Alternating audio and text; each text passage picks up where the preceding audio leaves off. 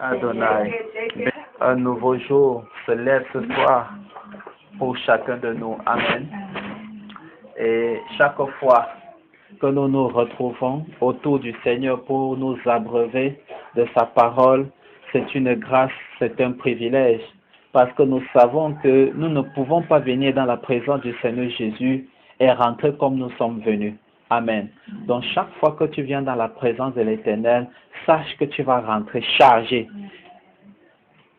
Si ton cœur est ouvert, bien sûr, si ton cœur est ouvert, tu vas rentrer comment? Chargé. Chargé de la présence de Dieu, chargé de la puissance du Saint-Esprit. Parce que le Saint-Esprit nous remplit de sa présence, de sa puissance au travers de sa parole. Donc quand ton cœur reçoit la parole de Dieu de façon ferme, avec foi, cette parole te remplit de puissance, te remplit de la parole de Dieu, te remplit de la présence de Dieu. Qu'il en soit ainsi ce soir dans la vie de chacun de nous, au nom puissant du Seigneur Jésus-Christ. Amen. Aujourd'hui, le Seigneur va nous parler au travers de la lettre aux Hébreux, chapitre 3, du verset 7 jusqu'au verset 19, et chapitre 4, du verset 1 jusqu'au verset 13. J'ai pris comme ça parce que tout cela parle d'une seule chose. Je n'ai pas voulu couper. Alléluia. Donc ça commence à partir du chapitre 3, à partir du verset 7. Et on va lire le verset 7. Donc jusqu'au chapitre 4, verset 13. Tout cela parle d'une seule chose. Voilà. Donc c'est pour ça que nous allons lire cela. Nous avons besoin d'être remplis de la parole de Dieu. Alléluia. Donc je ne sais pas qui va lire.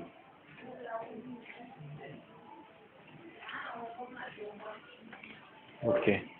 Hébreux chapitre 3, verset 7.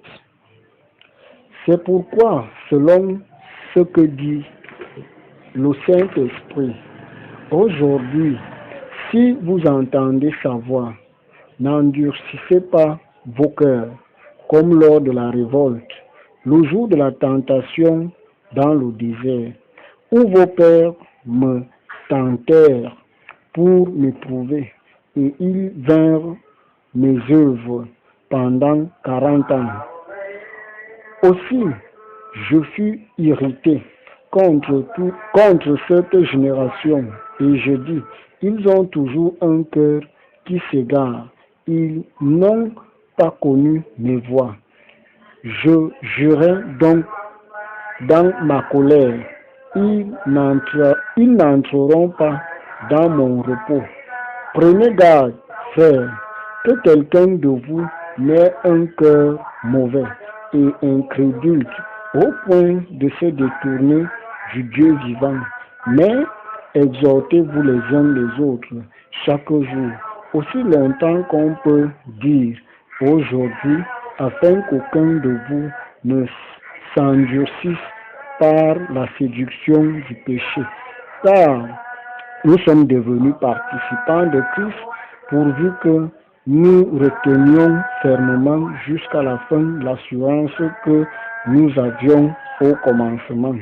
Pendant qu'il est dit aujourd'hui, si vous entendez sa voix, n'endurcissez pas vos cœurs comme lors de la révolte, qui furent en effet ceux qui se révoltèrent après l'avoir entendu, sinon tous ceux qui étaient sortis d'Égypte sous la conduite de Moïse, et contre qui Dieu fut-il irrité pendant 40 ans, sinon contre ceux qui péchaient et dont les cadavres tombèrent dans le désert, et à qui jura-t-il qu'ils n'entrèrent pas dans son repos, sinon à ceux qui avaient désobéi?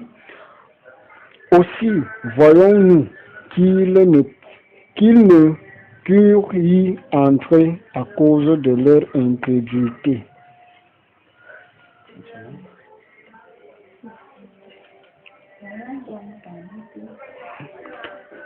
Craignons donc, tandis que la promesse d'entrer dans son repos subsiste encore, qu'aucun de vous ne paraisse être tenu trop tard car cette bonne nouvelle nous a été annoncée aussi bien qu'à eux, mais la parole qui leur fut annoncée ne leur servit de rien, parce qu'elle ne trouva pas de la foi chez ceux qui l'entendirent. Pour nous qui avons cru, nous entrons dans le repos, selon qu'il dit, je jurai dans ma colère, ils n'entreront pas dans mon repos. Il dit cela, quoique ses œuvres eussent été achevées depuis la création du monde. Car il a parlé quelque part ainsi du septième jour, et Dieu se reposa de toutes ses œuvres le septième jour. Et ici encore, ils n'entreront pas dans mon repos. Or, puisqu'il est encore réservé à quelques-uns d'y entrer, et que ceux à qui d'abord la promesse était faite n'y sont pas entrés à cause de leur désobéissance. Dieu fixe de nouveau un jour aujourd'hui, en disant dans David, si longtemps après, comme il est dit plus haut, aujourd'hui, si vous entendez sa voix, n'endurcissez pas vos cœurs, car si Josué leur eût donné le repos, il ne parlerait pas après cela d'un autre jour. Il y a donc un repos de sabbat réservé au peuple de Dieu, car celui qui entre dans le repos de Dieu se repose dans ses œuvres, comme Dieu s'est reposé des siennes. Efforçons-nous donc d'entrer dans ce repos, afin que personne ne tombe en donnant le même exemple de désobéissance, car la parole de Dieu est vivante et efficace, plus tranchante qu'une épée quelconque à deux tranchants, pénétrante jusqu'à partager âme et esprit, jointure et moelle. Elle juge les sentiments et les pensées du cœur. Nulle créature n'est cachée devant lui, mais tout est à nu et à découvert aux yeux de celui à qui nous devons rendre compte. Ainsi, plus. Amen. Alléluia. Le Seigneur ce soir veut nous parler dans la lettre aux Hébreux. Et le Seigneur ce soir veut nous entretenir sur le thème que chacun de nous garde la foi en le Seigneur Jésus-Christ jusqu'à son retour. Si tu veux entrer dans le repos parfait de Dieu, le paradis. Amen. Dis avec moi que chacun de nous garde la foi en le Seigneur Jésus-Christ jusqu'à son retour. Si tu veux entrer dans le repos parfait de Dieu, le paradis, que chacun de nous garde la foi en Christ jusqu'à son retour. Si tu veux entrer dans le repos parfait de Dieu, le paradis. Alléluia. Dis avec moi, je veux rentrer dans le repos de Dieu, le paradis. Bien-aimés, ce soir, le Seigneur nous dit, dans Hébreux chapitre 3, partie du verset 7, c'est pourquoi prenez à cœur ce que dit l'Esprit Saint. Bien-aimé, prends à cœur ce que le Saint-Esprit de Dieu te dit ce soir. Aujourd'hui, si vous entendez la voix de Dieu, ne vous endurcissez pas. Comme l'ont fait vos ancêtres, lorsqu'ils se sont révoltés et qu'ils ont dans le désert voulu me forcer la main. Oui, ce jour-là, vos ancêtres m'ont défié, voulant me forcer la main, bien qu'ils m'aient vu à l'action pendant 40 ans. Le peuple d'Israël, Dieu a décidé de le libérer de l'esclavage en Égypte. Et Dieu les a fait passer par le désert pour les conduire à Canaan. Et Canaan est ce lieu que Dieu a dit, je vais vous conduire en ce lieu où coule le lait et le miel. Et Canaan représentait un lieu de repos. Amen. Ce lieu de repos terrestre. mais où Dieu voulait conduire son peuple Israël pour qu'ils se reposent de l'esclavage qu'ils avaient subi en Égypte. Mais Dieu a voulu les faire passer par le désert. Alléluia. Alors, le chemin de l'Égypte jusqu'à Canaan, il y a un chemin plus court. Qu'en empruntant, ils seraient arrivés à Canaan après 11 jours. Mais finalement, Dieu les a fait passer par le désert, un autre chemin où ils devaient contourner les montagnes pour arriver à Canaan. Et ils ont fait combien d'années? 40 ans. 40 ans. Pourquoi? Souvenez-vous, Dieu a dit, je vais vous conduire dans une terre où ruisselle, où coule le lait et le miel. Dieu a dit à Moïse. Et Moïse, avant d'enclencher, a dit à ceux qui étaient là, c'est-à-dire que ceux qui allaient inspecter le lieu. Ce lieu que Dieu nous a promis, allez inspecter ça. Amen. Allez inspecter ça. Alors, c'est comme ça là que des gens que Moïse avait envoyés, parmi lesquels vous savez qui avait qui? Josué. Dieu a envoyé quelques soldats aller inspecter ce lieu. Quand ils sont allés inspecter le lieu, ils sont revenus. Ils ont fait des comptes rendus à Moïse. Il y avait 2 comptes rendus. Il y a le compte rendu de la majorité de qui disaient, là-bas il y a des géants. Là-bas il y a des soldats qui sont comme des arbres comme ça là. Que je suis sûr que s'il lève l'épée comme ça là, il va se découper en 10 000 morceaux. Où est-ce que Dieu nous envoie comme ça? Est-ce que vraiment on pourra récupérer? Je ne crois pas. Dieu nous envoie dans un endroit terrible. Voilà le compte rendu de la majorité des soldats qu'on avait envoyés. Mais il y a 2 personnes, Caleb et Josué, qui ont fait un autre compte rendu en disant à Moïse, Moïse, c'est vrai, on est arrivé là-bas, on a vu des géants, c'est vrai qu'ils sont grands, c'est vrai qu'ils sont ceci, c'est vrai qu'ils sont ceci, mais nous croyons que l'Éternel, qui nous a montré dans plusieurs occasions, qu'il est fort, qu'il est puissant, nous donnera ce lieu-là. Alors que la majorité avait dit, avec les géants qu'on voit là-bas, que c'est peine perdue. 2 types de rapports différents. Un rapport qui montre l'incrédulité envers leur Dieu et l'autre rapport qui montre la totale confiance envers le Dieu. Et ceux qui ont donné un rapport dans lequel la confiance en leur Dieu, la puissance de leur Dieu, le Seigneur Jésus était manifesté, c'était le rapport de Josué et Caleb. Alors, et qu'est-ce que Dieu a dit? Dieu a dit que vous avez mis 40 jours pour aller inspecter Canaan. Mais à cause de votre incrédulité, vous mettrez 40 ans pour entrer en Canaan. À cause de votre incrédulité, l'incrédulité, manque de foi envers Dieu, manque de confiance à Dieu, le peuple d'Israël a mis 40 ans. Et Dieu a décidé comme ça, pourquoi? Parce que Dieu a dit que à cause de votre incrédulité, vous allez mettre 40 ans. Et tous ceux-là qui ont manifesté l'incrédulité envers moi, vous allez mourir dans le désert. Vous n'entrerez pas. Sauf vos enfants entreront. Sauf vos enfants entreront.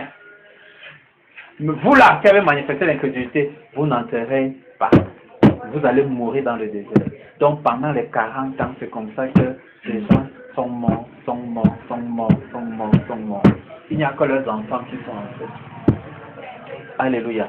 Et la Bible dit que ce ne soit pas, vous aujourd'hui, ne manifestez pas le même comportement d'incrédulité comme qui? Vos ancêtres, qui ont manifesté l'incrédulité envers Dieu et qui ont péri dans le désert à cause de leur incrédulité. Dieu nous dit qu'il n'en soit pas ainsi avec toi et moi. Que ce qui leur est arrivé soit pour toi et moi quoi? Tirons des leçons. Ne copions pas ce qui est négatif. Et le Seigneur Jésus continue vers le verset 10 en disant, c'est pourquoi j'ai été plein de colère contre cette génération-là. Et j'ai dit, leur cœur s'égare sans cesse. Oui, ils n'ont fait aucun cas des chemins que je leur prescrivais. C'est pourquoi, dans ma colère, j'ai fait ce serment. Ils n'entreront pas dans mon repos. Ils n'entreront pas dans mon repos. De quel repos Dieu parlait-il? Canaan représentait le repos de Dieu. Un lieu où il devait être à l'aise, un lieu de bonheur, comparé à où? En Égypte, où ils étaient dans l'esclavage. Amen. Et Dieu continue en disant, prenez donc bien garde, mes frères, que personne parmi vous n'ait le cœur mauvais et incrédule auprès de se détourner du Dieu vivant, comme l'ont fait vos ancêtres. Mais encouragez-vous les uns les autres, jour après jour, aussi longtemps qu'on peut dire aujourd'hui, afin qu'aucun d'entre vous ne se laisse tromper par le péché et ne s'endurcisse. Soutenez-vous, entraidez-vous les uns les autres, priez les uns pour les autres, soutenez-vous les uns pour les autres, chaque jour, chaque jour. Bien-aimés, lorsque nous nous retrouvons, chaque jour, c'est pour nous entraider, c'est pour nous soutenir les uns les autres. Nous nous soutenons par la prière, nous nous soutenons par les témoignages, nous nous soutenons de toutes les façons que Dieu peut nous permettre de nous soutenir, afin que nous puissions ensemble entrer dans le paradis de Dieu, dans le repos de Dieu.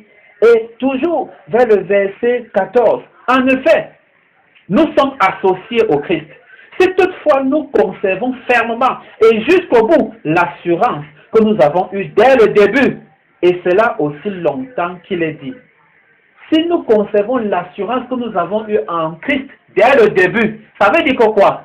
Beaucoup, souvent, ont l'assurance, manifestent leur assurance, acceptent le Seigneur Jésus comme le Seigneur et Sauveur. Mais quelques mois après, quelques années après, beaucoup s'éloignent du Seigneur Jésus. Beaucoup ne gardent pas la foi. Beaucoup ne gardent pas le même zèle qu'ils avaient. Plus le temps passe, plus ils se refroidissent. Et le Seigneur Jésus s'est posé la question de savoir, quand il revient, trouvera-t-il encore la foi sur la terre? Bien-aimé, c'est bien d'accepter le Seigneur Jésus comme son Seigneur et Sauveur, mais c'est mieux de tenir ferme, parce que si tu ne tiens pas ferme jusqu'au bout, le Seigneur Jésus peut revenir et te trouver dans une condition de refroidissement. Et par conséquent, tu ne pourras pas entrer dans le repos de Dieu. Qu'il ne soit pas ainsi pour toi au nom du Seigneur Jésus. Amen. Que le Seigneur remplisse chacun de vous. Que le Seigneur me remplisse de ses grâces pour que chacun de nous tienne jusqu'au bout au nom puissant du Seigneur Jésus. La Bible continue. Aujourd'hui, si vous entendez la voix de Dieu, verset 15, ne vous endurcissez pas comme l'ont fait vos ancêtres lorsqu'ils se sont révoltés. Ne vous endurcissez pas. C'est quoi l'endurcissement? Ça veut dire que tu peux commettre une erreur. Dieu ouvre tes yeux sur l'erreur, mais tu continues dans cette erreur. Ça veut dire que tu manifestes le cœur de quelqu'un qui a un cœur endurci. Quelqu'un peut commettre des erreurs, mais Dieu veut que quand il ouvre tes yeux, que tu corriges l'erreur et que tu ne la commettes plus. Alléluia. Et le cœur endurci, lorsque Dieu veut ouvrir tes yeux sur quelque chose, toi-même tu décides de fermer les yeux. Ça aussi, c'est les manifestations d'un cœur endurci. Un cœur endurci, c'est un cœur qui refuse la vérité.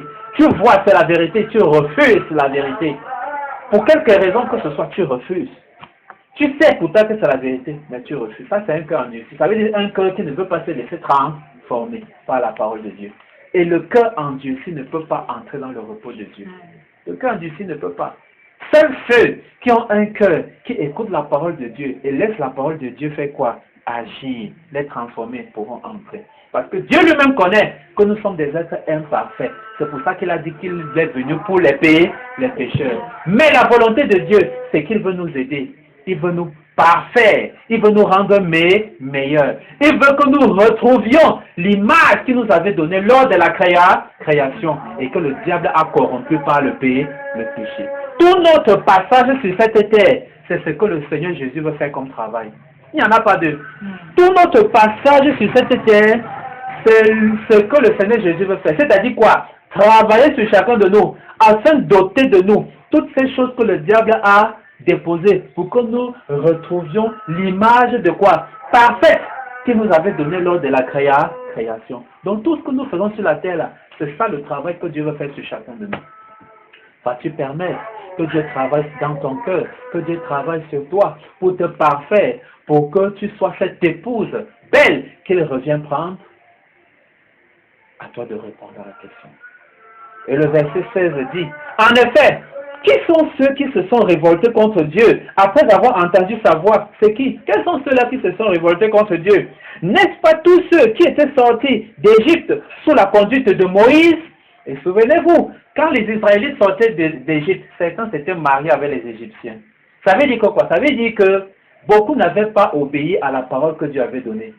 Certains ont pris pour époux les Égyptiens, d'autres ont pris les Égyptiens pour serviteurs, ainsi de suite. Et le fait d'épouser quelqu'un d'autre qui ne croit pas en Dieu devient un piège pour toi. C'est comme ça là que beaucoup avaient une foi partagée, un cœur partagé. Oui.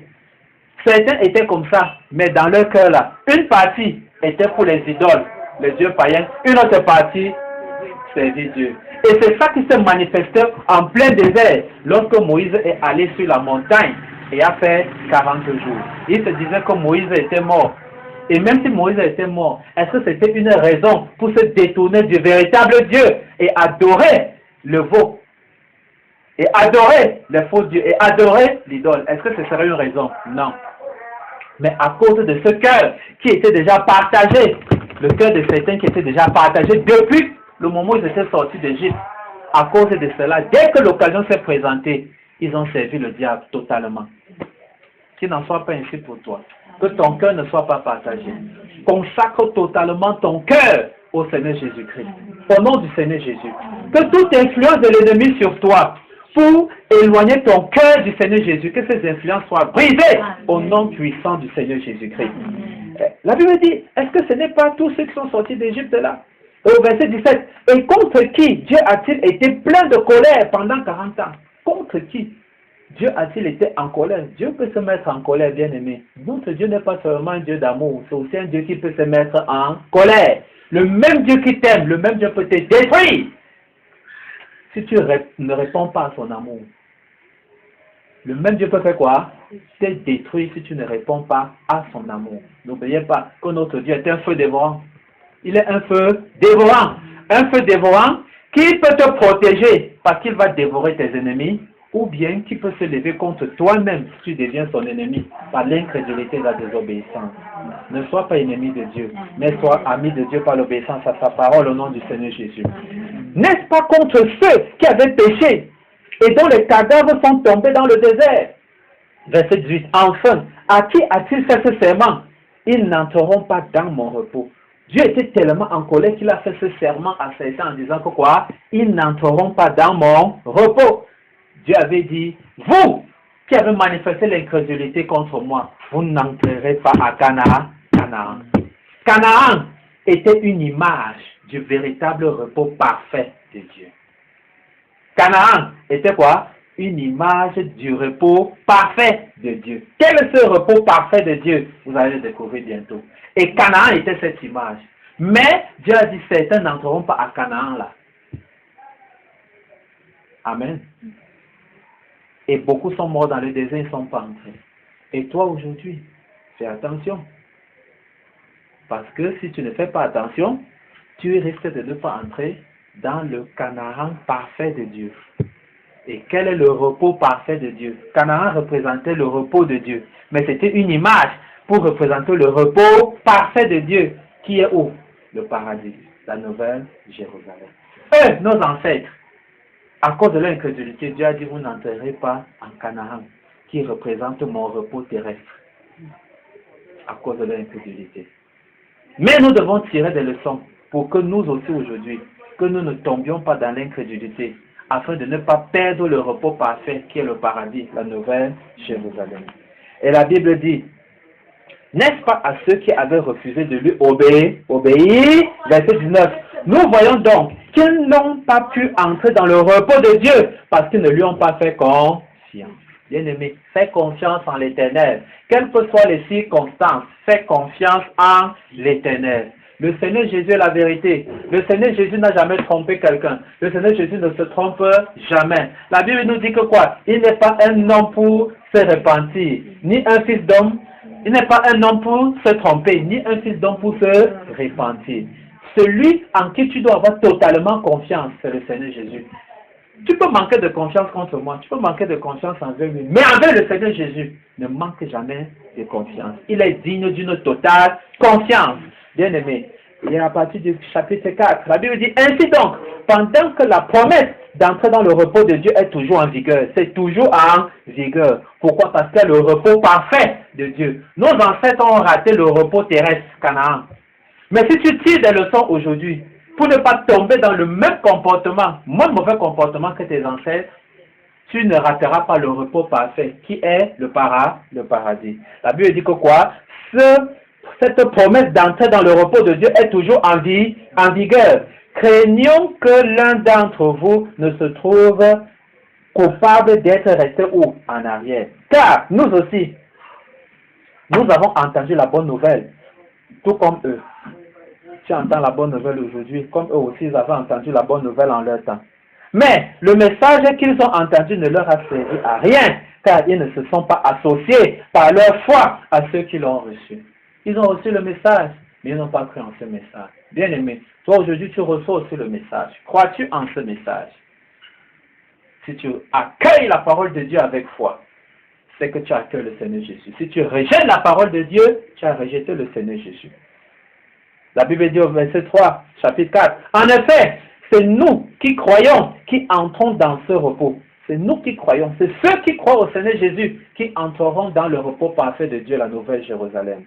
Conformément à la parole de Dieu, quand il a dit, c'est pourquoi, dans ma colère, j'ai fait ce serment. Dieu a fait un serment. Quel est le serment que Dieu a fait? Ils n'entreront pas dans mon repos. C'est ainsi que Dieu a parlé, alors que son œuvre était achevée depuis la création du monde. En effet, il est dit quelque part à propos du 7e jour. Qu'est-ce que Dieu a dit à propos du 7e jour? Et Dieu se reposa le 7e jour de tout son travail. Quand vous lisez le livre de la Genèse, chapitre 1, la Bible dit que Dieu a tout créé en 6 jours. Le 7e jour, il s'est reposé. De quel repos s'agit-il? Est-ce que ça veut dire que depuis ce moment-là, Dieu ne travaille plus? Non. Ce n'est pas un repos dans le sens de ne plus travailler. C'est un repos pour dire que quoi? L'essentiel de son travail avait déjà été fait. Repos, là, veut dire quoi? C'est un jour qu'il a mis à part. Pour qui? Pour lui. Il s'est consacré ce jour-là. Pourquoi est-ce qu'il s'est consacré ce jour-là? Parce que c'est un jour pendant lequel il va partager le bonheur avec ses enfants, toi et moi. C'est un repos dans le sens de quoi? Bonheur. Dans le sens de quoi? Absence de souffrance. La souffrance est terminée. Les 6 jours de la création, les difficultés, les souffrances de la terre et tout, et tout, et tout. Mais après tout ça, si tu mets ta foi en le Seigneur Jésus, tu vivras le 7e jour, qui représente le repos de Dieu, qui représente le fait d'être au paradis, d'être dans la Nouvelle Jérusalem. C'est-à-dire, tu vas te reposer de ta souffrance, tu te reposeras de tes difficultés, les douleurs du deuil, les douleurs des difficultés, les douleurs, tu te reposeras de tout ça au 7e jour. Parce que tu as cru en l'Éternel. Ce 7e jour que Dieu a mis à part pour lui. Ce 7e jour que Dieu a appelé le sabbat. Sabbat, c'était dans quel sens? Dieu a dit, toujours pour permettre aux Israélites de comprendre dans quel sens on parlait du sabbat. Le repos, Dieu avait dit, vous ne allez pas travailler ce jour-là. C'était une image pour dire que quoi? Ce repos-là représente un moment où quoi? On est épargné de ces souffrances. Ce n'est plus un moment de souffrance, c'est un moment de bonheur total dans la présence de Dieu. Donc, le sabbat était donc une image de quoi? De ce repos parfait qui arrive. L'entrée au paradis, la nouvelle Jérusalem. Et ce 7e jour-là correspond donc à ce repos parfait. Et nous allons expérimenter ce repos parfait-là à partir du moment où nous allons vivre le millénium. Alléluia. Oui, parce qu'après l'enlèvement au paradis, nous reviendrons d'abord sur cette terre pour vivre ce 7e jour que Dieu a mis à côté. Ce 7e jour était une image. Rappelez-vous, la Bible a dit que quoi? Un jour sont comme pour Dieu, sont comme 1000 ans. Et 1000 ans sont comme un jour. Alors, depuis la création du monde jusqu'à Abraham, ça faisait combien d'années? 2000 ans. Depuis Abraham jusqu'à la naissance du Christ, ça faisait combien d'années? 2000 ans. Ça fait il y a combien? 4000 ans. Et depuis la naissance du Christ jusqu'à l'an 2000 qui venait de passer, ça fait combien d'années? 2000. Ça fait combien? 6000 ans. Un jour, 1000 ans. Un jour, 1000 ans. 6000 ans correspondent à combien de jours? 6 jours. Il reste le 7e jour. Il reste les derniers 1000 ans. Et le 7e jour, Dieu a dit, c'est mon jour de repos. C'est mon jour de repos. Ce jour que j'ai mis à part pour moi, pour célébrer dans le bonheur éternel ma joie avec mes fils. Et nous allons commencer à célébrer ce bonheur lors du millénium, qui correspond à ce 7e jour-là qui reste, ce dernier 1000 ans qui reste. Et que ceux qui participeront à l'enlèvement au paradis pourront expérimenter.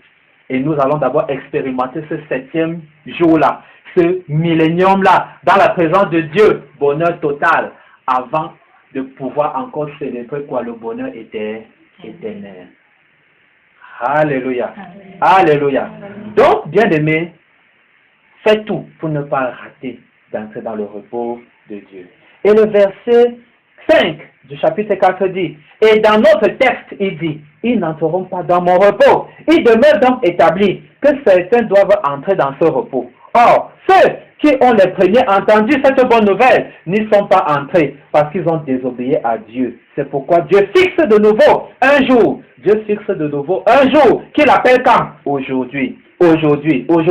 Lorsqu'il dit beaucoup plus tard dans les psaumes de David, cette parole déjà citée, qu'est-ce que Dieu avait dit dans les psaumes de David? Aujourd'hui, si vous entendez la voix de Dieu, ne vous endurcissez pas. En effet, si Josué avait assuré le repos aux Israélites, Dieu ne parlerait pas après cela d'un autre jour. Ça veut dire que si c'était Josué qui avait octroyé au peuple d'Israël le repos, comme c'est Josué qui les avait conduits en Canaan, si c'est Josué qui leur avait donné ce repos, Dieu ne parlerait plus d'un autre repos. Alors, si Dieu parle d'un autre repos, c'est pour dire que quoi? Le fait que Josué a conduit le peuple à Canaan n'était qu'une image de quoi? Du véritable repos dont parle le Seigneur Jésus. Alléluia. Donc, c'est donc qu'un repos reste pour le peuple de Dieu. Un repos semblable à celui de Dieu, le 7e jour. Car celui qui est entré dans le repos de Dieu se repose de ses œuvres. Amen. Se repose de ses œuvres, comme Dieu s'est reposé des siennes. C'est pour ça que je dis que ce repos, c'est le paradis. Quand tu seras dans la présence du Seigneur au paradis, tu vas te reposer de tes œuvres. Les œuvres de souffrance, les œuvres de deuil, les œuvres de problèmes. Tu vas te reposer de tout ça. Que Dieu te donne, que Dieu me donne d'expérimenter et de vivre dans ce repos parfait de Dieu, la nouvelle Jérusalem, au nom puissant du Seigneur Jésus-Christ. Le verset 11 dit, empressons-nous, bien-aimés, empressons-nous donc d'entrer dans ce repos, afin que personne ne tombe dans la désobéissance, à l'exemple des Israélites. Car la parole de Dieu est vivante et efficace. La parole de Dieu est vivante et efficace. Elle est vivante parce que la parole de Dieu, c'est un être humain. C'est le Seigneur Jésus. Et il est vivant. C'est Dieu. Et elle est efficace parce que quand tu reçois la parole de Dieu d'un cœur ouvert, elle agit. Elle agit. Elle agit. La parole de Dieu nous donne la vie. La parole de Dieu nous guérit. La parole de Dieu nous délivre. La parole de Dieu détruit les plans de l'ennemi. La parole de Dieu est efficace pour celui-là qui l'accueille d'un cœur ouvert avec foi. Elle est plus tranchante que toute épée à double tranchant et pénétrant jusqu'au plus profond de l'être, jusqu'à atteindre âme et esprit, jointure et moelle. Elle juge les dispositions et les pensées du cœur. La parole de Dieu est un juge. Si tu es une brebis, elle te juge en te rendant quoi? Non coupable. Si tu es un bouc, elle te juge en t'envoyant où? En enfer. C'est un couteau à double tranchant. Ça dépend maintenant du côté où tu te trouves. Ça coupe tout le monde, ça ne respecte personne. Si tu es du côté de Dieu, ça viendra pour te protéger. Si tu es du côté du diable, ça viendra pour te détruire. C'est pour ça que la Bible nous dit, nous serons jugés au dernier jour par la parole. Donc si quelqu'un reçoit la parole de Dieu et rejette la parole de Dieu, n'oublie pas que c'est cette parole-là qui va te juger. Beaucoup aujourd'hui reçoivent la parole de Dieu et rejettent la parole de Dieu. Beaucoup aujourd'hui reçoivent la parole de Dieu et discutent avec la parole de Dieu. La parole de Dieu dit, il y a des vêtements d'hommes, il y a des vêtements de femmes. Beaucoup apportent la philosophie. La philosophie, ok, apporte bien la philosophie. Mais c'est cette parole-là que Dieu va présenter devant toi les derniers jours. On verra encore. C'est cette parole-là qui va te dire que, ok, bon, comme tu n'as pas cru à moi là, va pas ici, va là-bas continuer à faire ta philosophie. Tu vas aller faire ta philosophie en enfer, au démon là-bas, va faire ta philosophie là-bas. Beaucoup aujourd'hui discutent.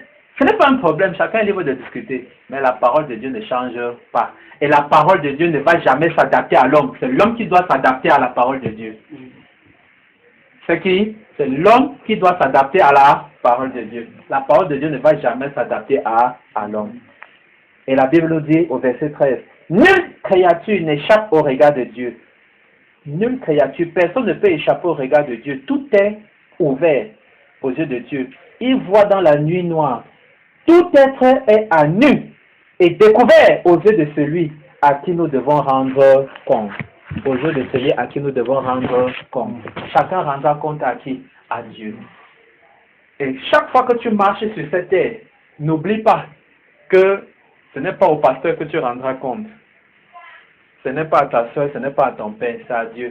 Ça veut dire que quand tu fais des choses cachées, ton père ne voit pas, le pasteur ne voit pas, le prophète ne voit pas. Mais ce n'est pas nous qui avons le paradis. C'est Dieu qui a le paradis. Bon, mais est-ce que Dieu, lui, ne voit pas? Donc, il faut qu'on cesse de se tromper. Qu'est-ce que tu fais dans le secret? Qu'est-ce que tu fais dans le secret? Quel genre de vie tu mets dans le secret? Chacun rendra compte à Dieu. Amen. Apparemment, on dit que non, voilà un bon chrétien, voilà. Alors que dans le secret, comme tu connais ce que tu fais. Bon, je vais terminer par ce verset. J'aime souvent le donner. Je dis, c'est ce que tu dis dans le secret. C'est ce que tu vois dans le secret. C'est ce que tu entends dans le secret. C'est ce que tu fais dans le secret qui déterminera ton entrée au paradis. C'est ce que tu dis dans le secret. C'est ce que tu écoutes dans le secret. C'est ce que tu regardes dans le secret. C'est ce que tu fais dans le secret qui déterminera ton entrée au paradis. Alors, bien-aimé, que chacun de nous garde la foi en le Seigneur Jésus jusqu'à son retour. Si tu veux entrer dans le repos parfait de Dieu, garde la foi. Ne sois pas incrédule comme nos ancêtres. Le Seigneur Jésus est là pour te soutenir. Et que la grâce de Dieu, la parole de Dieu que nous avons reçue ce soir, fortifie chacun de nous. Nous remplisse de sa force pour tenir jusqu'au bout, jusqu'au retour du Seigneur, au nom puissant du Seigneur Jésus. Que la parole de Dieu que nous avons reçue ce soir chasse du cœur de chacun tout esprit d'incrédulité au nom du Seigneur Jésus. Que tout esprit de manque de foi qui peut-être peut influencer, quitte ton cœur maintenant. Quitte ton cœur maintenant au nom puissant du Seigneur Jésus. Sois rempli de la foi du Seigneur Jésus. Sois rempli de la confiance de l'Éternel au nom puissant du Seigneur Jésus-Christ. Il te maintiendra debout. Jésus te maintiendra debout. Si tu mets ta confiance en Jésus, ton sauveur, il te maintiendra debout. Debout, il me maintiendra debout. Jésus me maintiendra debout. Si je mets ma confiance en Jésus, mon sauveur, il me maintiendra debout. Debout, il me maintiendra debout. Jésus me maintiendra debout. Si je mets ma confiance en Jésus, mon sauveur, il me maintiendra debout. Debout, debout, Jésus me maintiendra debout. Si je mets ma confiance en Jésus, mon sauveur, il me maintiendra debout. Si je mets ma confiance en Jésus, mon sauveur, il me maintiendra debout. Si tu mets ta confiance en Jésus, ton sauveur, il me maintiendra debout. Si tu mets ta confiance en Jésus, ton sauveur, il me maintiendra debout. Debout, debout, il me maintiendra debout. Si je mets ma confiance en Jésus, mon sauveur, il me maintiendra debout. Debout, debout, Jésus me maintiendra debout. Si je mets ma confiance en Jésus, mon sauveur, il me maintiendra debout. Si tu mets ta confiance en Jésus, ton sauveur, il me maintiendra debout. Si tu mets ta confiance en Jésus, ton sauveur, il me maintiendra debout. Si tu mets ta confiance en Jésus, ton sauveur, il me maintiendra debout. Alléluia. Bien-aimé, Canaan n'était qu'une image du repos parfait que Dieu prévoit pour toi et moi dans la nouvelle Jérusalem, le paradis. Alors nous allons prier pour que Dieu nous remplisse davantage de sa force, parce que c'est lui qui nous fortifie lorsque nous sommes fatigués, spirituellement comme physiquement. Qu'est-ce que Dieu dit dans Isaïe 40, 31?